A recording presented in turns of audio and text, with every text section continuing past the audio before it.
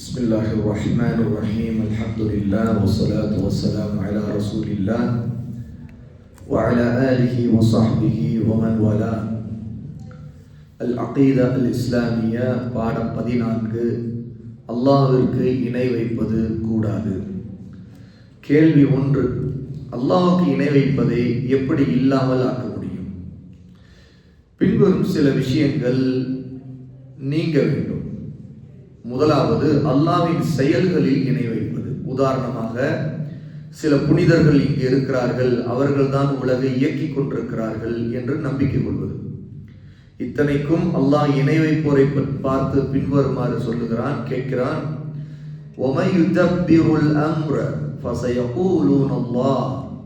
உலகின் எல்லா விவகாரங்களையும் திட்டமிட்டு நிகழ்த்துவன் யார் என்ற நபியை நீங்கள் கேளுங்கள், அவர்கள் அதற்கு அல்லாஹ் தான் என்று சொல்வார்கள்.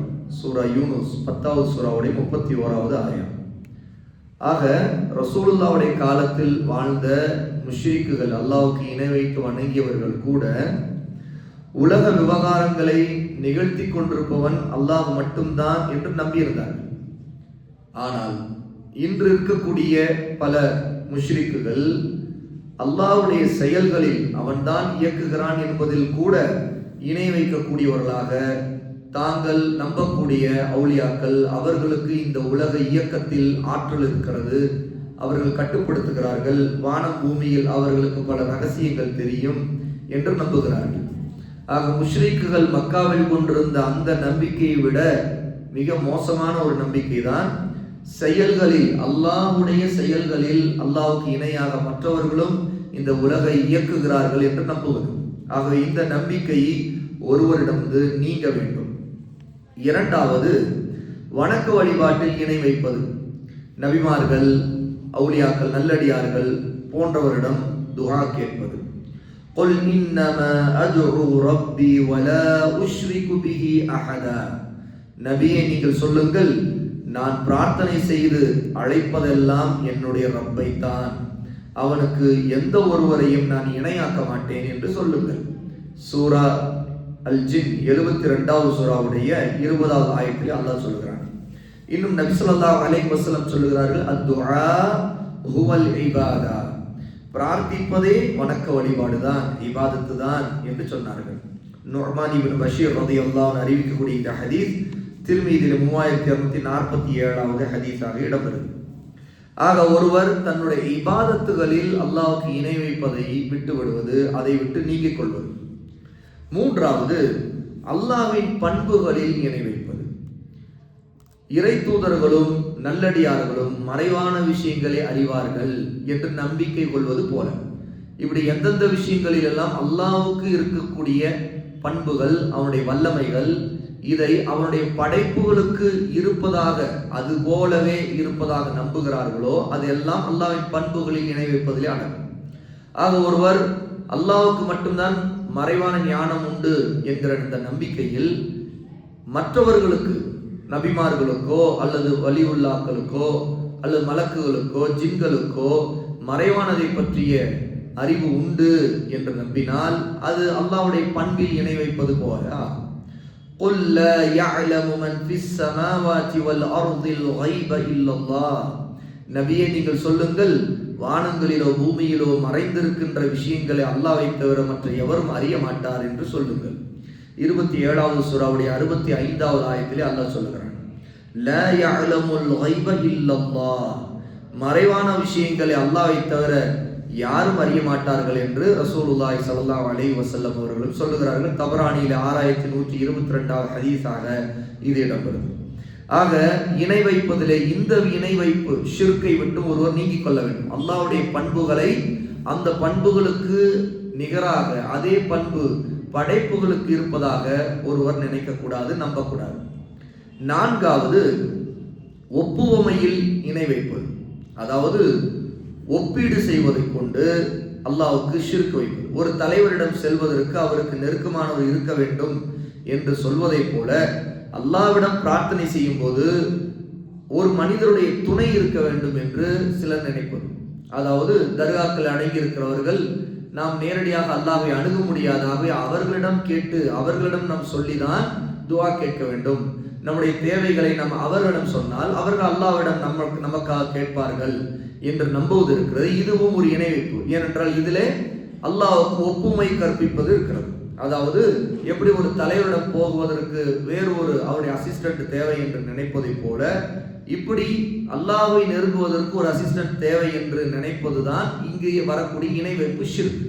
ஆக இணை வைப்பாளர்கள் நேரடியாக அல்லாஹ்வையே தாங்கள் இணை வைக்கின்ற ஒருவரை நம்ப வேண்டும் என்று அர்த்தம் அல்ல.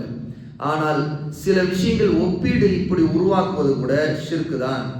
இது படைத்த அல்லாஹ்வோடு படைப்பை இணை வைத்து பேசுவது. எப்படி ஆட்சியாளரிடம் அல்லது அரசரிடம் போவதற்கு மந்திரி ஒருவர் தேவை என்று பேசுவதை போல அல்லாஹ்வை அந்த இடத்திற்கு கொண்டு வந்து வைத்து, அதுபோல அல்லாஹ்வை நெருங்குவதற்கு ஒரு தரகர், ஒரு இடைத்தரகர் தேவை என்று நம்புவது, இதுவும் அல்லாஹ்வை ஒப்பீடு செய்து படைப்புகளோடு இணைத்து பேசுவது. இதுவும் ஷிர்க். லைஸ கமிஸ்லிஹி ஷை, அல்லாஹ் சொல்லுகிறான் அவனுக்கு ஒப்பானது எதுவுமே இல்லை. 42வது சூரா அஷூராவுடைய 11வது ஆயத்திலே அல்லாஹ் சொல்லுகிறான். அடுத்தது இதுவரைக்கும் உள்ள இந்த கேள்வியிலே அல்லாஹ்வுக்கு இணை வைப்பது எப்படி இல்லாமல் ஆக்குவது என்று பார்த்தோம். 4 விதத்தில் அல்லாஹ்வுக்கு இணை வைப்பதிலிருந்து அதை நம்மிடமிருந்து நீக்க வேண்டும். 1 அல்லாஹ்வுடைய செயல்களில் இணை வைப்பது, 2 இபாதத்தில் இணை வைப்பது, 3 அல்லாஹ்வுடைய பண்புகள் விஷயத்தில் இணை வைப்பது, 4வது அல்லாஹ்வை ஒப்பீடு செய்வதன் மூலமாக இணை வைப்பது. 2வது கேள்வி, அறியாமை காலத்தில் நடந்து வந்த இணை வைப்பு காரியம் தற்போதும் இருக்கிறதா இல்லையா? அறியாமை காலத்தில் நடந்து வந்த இணை வைப்பு தற்போதும் இருக்கவே செய்கிறது.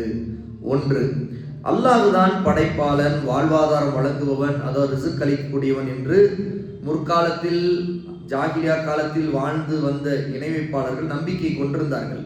ஆனாலும் நல்லடியார்களை சிலைகளாக வடித்து அவை அல்லாஹ்வின் பக்கம் தங்களை நெருக்கமாக்கி வைக்கும் என்று அவற்றிடம் பிரார்த்தனை செய்து வந்தார்கள். இவ்வாறு செய்வதை அல்லாஹ் அவரிடம் ஏற்றுக்கொள்ளவில்லை. மாறாக அவர்களை இணை வைப்பாளர்கள் என்றுதான் அல்லாஹ் அவர்களை சொன்னார். அவர்களை பற்றி அல்லாஹ் தஆலா சொல்லுகிறான், வல்லதீன தஹது மின் தூனிஹி அவுலியா மா நஅபுதுஹும் இல்லா லியுகர்ரிபூனா இலல்லாஹி ஸுல்ஃபா இன்னல்லாஹ யஹ்குமு பைனஹும் ஃபீமா ஹும் ஃபீஹி யக்தலிஃபூன் இன்னல்லாஹ லா யஹ்தி மன் ஹுவ காதிபுன் கஃபார். எவர்கள் அல்லாஹ் அல்லாதவர்களை தங்களுக்கு நேசர்களாக பாதுகாவலர்களாக எடுத்துக்கொண்டிருக்கிறார்களோ அவர்கள் அந்த தெய்வங்கள் எங்களை அல்லாஹ்வுக்கு மிகவும் நெருக்கமாக்கி வைக்கும் என்பதற்காக தவிர நாங்கள் இவர்களை வணங்கவில்லை என்று சொல்கிறார்கள். அவர்கள் தர்க்கம் செய்து கொண்டிருக்கும் இந்த விஷயத்தை பற்றி அல்லாஹ் நாளை மறுமையில் அவர்களுக்கிடையில் தீர்ப்பு அளிப்பான். நிச்சயமா அல்லாஹ் இப்படிப்பட்ட பொய்யர்களையும் நிராகரிப்பவர்களையும் நேரான வழியில் செலுத்த மாட்டான் என்று அல்லாஹ் தஆலா சூரா ஜுமர் 39வது சூராவுடைய 3வது ஆயத்திலே சொல்லுகிறான். ஆக அல்லாஹ் அனைத்தையும் செவியுறக்கூடியவன், மிகவும் நெருக்கமாக இருக்கின்றான்.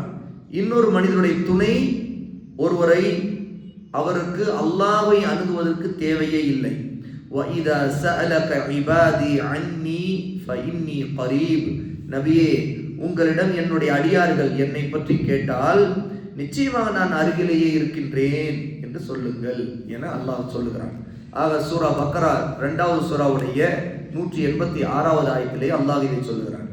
ஆக இன்று முஸ்லிம்களில் பலர் கபறுகளில் அடக்கம் செய்யப்பட்ட நல்லடியார்களை அழைத்து பிரார்த்தனை செய்கிறார்கள். அவர்கள் தங்களை அல்லாஹ்வின் பக்கம் நெருக்கமாக்கி வைப்பார்கள் என்று நம்புகிறார்கள். இது தெளிவாக அல்லாஹ்வுக்கு இணை வைக்கக்கூடிய பெரிய ஷிர்க்கை தவிர வேறு எதுவும் இல்லை. இதே கொள்கையும் நம்பிக்கையும் தான் மக்கத்து காபிர்களிடம் இருந்தது. இணை வைக்கக்கூடியவர்களின் பார்வையில் சிலைகள் மரணித்த இணை நேசர்களாக தோற்றமளித்தன. அதாவது மக்காவில் இருந்த காபிர்கள் அவர்கள் வணங்கிக் கொண்டிருந்த சிலைகளை எல்லாம் அவர்களும் அந்த சிலைகள் என்பவர்கள் ஒரு காலத்தில் வாழ்ந்து கொண்டிருந்த நல்லடியார்கள் என்றுதான் நம்பினார்கள். முஸ்லிம்களின் பார்வையில் இன்று கபறுகள் அடக்கம் செய்யப்பட்ட மரணித்த இறைநேசர்களாக நம்பக்கூடியவர்களையும் அதே போலத்தான் அந்த கபறுகளை அவர்கள் நம்புகிறார்கள். ஆக இது தெளிவாக வெளிப்படையாக பெரிய ஷிர்க்கை தவிர வேறு ஒன்றுமில்லை என்றால் அவர்களும் அந்த மக்கத்து முஷ்ரிக்குகளிடம் தாங்கள் வணங்கிக் கொண்டிருந்த சிலைகளுடைய அந்த நல்லடியார்களை நம்பிக்கை கொண்டு அவரிடம் பிரார்த்தனை செய்தார்கள். இவர்கள் அந்த இறந்துவிட்ட கபறுகளில் அடங்கியிருக்கிறவர்களை நல்லடியார்களாக நம்பி அவரிடம் பிரார்த்தனை செய்கிறார்கள். ஆக இந்த முதல் விஷயம், ஒருவர் இணை வைப்பு காரியம் அறியாமை காலத்தில் இருந்ததை போல இன்றும் இருக்கிறது என்பதற்கு ஆதாரம். இரண்டாவது, முன்னர் வாழ்ந்து கொண்டிருந்த இணை வைப்பாளர்களை விட ஒரு மோசமான இணை வைப்பு இந்த காலத்தில் இருந்திருக்கிறது. எப்படி என்றால், அவர்கள் அந்த காபிர்கள் மக்கத்து முஷ்ரிக்குகள் கஷ்டமான நேரங்களில் அல்லாஹ் ஒருவனையே அழைத்து பிரார்த்தனை செய்வார்கள். சந்தோஷமான நேரத்தில் தான் இப்படிப்பட்ட இணை வைப்பு காரியங்களில் தாங்கள் வணங்கி கொண்டிருக்கிற சிலைகளிடம் பிரார்த்தனை செய்வார்கள். ஆனால் இன்று இருக்கக்கூடிய மக்கள், உதாரணத்துக்கு அல்லாஹ் தஆலா மறுவ அந்த மக்கத்து முஷ்ரிக்குகளை பற்றி சொல்கிறான். فَإِذَا رَكِبُوا فِي الْفُلْكِ دَعَوُا اللَّهَ مُخْلِصِينَ لَهُ الدِّينَ فَلَمَّا نَجَّاهُمْ إِلَى الْبَرِّ إِذَا هُمْ يُشْرِكُونَ. மனிதர்கள் கப்பலில் ஏறி ஆபத்தில் சிக்கிக்கொண்டால் அவர்கள் முற்றிலும் அல்லாஹ்வையே வணங்கியவர்களாக கலப்பற்ற மனதோடு பரிசுத்தமான எண்ணத்தோடு அவர்கள் அவனிடமே அழைத்து பிரார்த்தனை செய்கிறார்கள். ஆனால் அவர்களை கரையில் இறக்கி பாதுகாத்து கொண்ட பிறகு அவனுக்கு இணை வைத்து வணங்குகிறார்கள் என்று அல்லாஹ் தஆலா 29வது சூராவுடைய 65வது ஆயத்திலே சொல்லுகிறான். ஆனால் இன்று இருக்கக்கூடிய பல முஷ்ரிக்குகள் அப்படி அல்ல. ஒரு முஸ்லீம் இன்று பல நேரத்தில் கஷ்டமான நேரத்திலும் அல்லாஹ் அல்லாதவர்களை அழைத்து பிரார்த்தனை செய்கிறார்.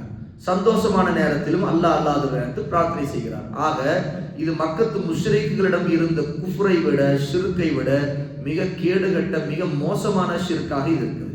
அவர்களாவது கஷ்டமான நேரத்தில் இஹ்லாஸோடு அல்லாஹ்வை அழைத்து பிரார்த்தனை செய்தார்கள்.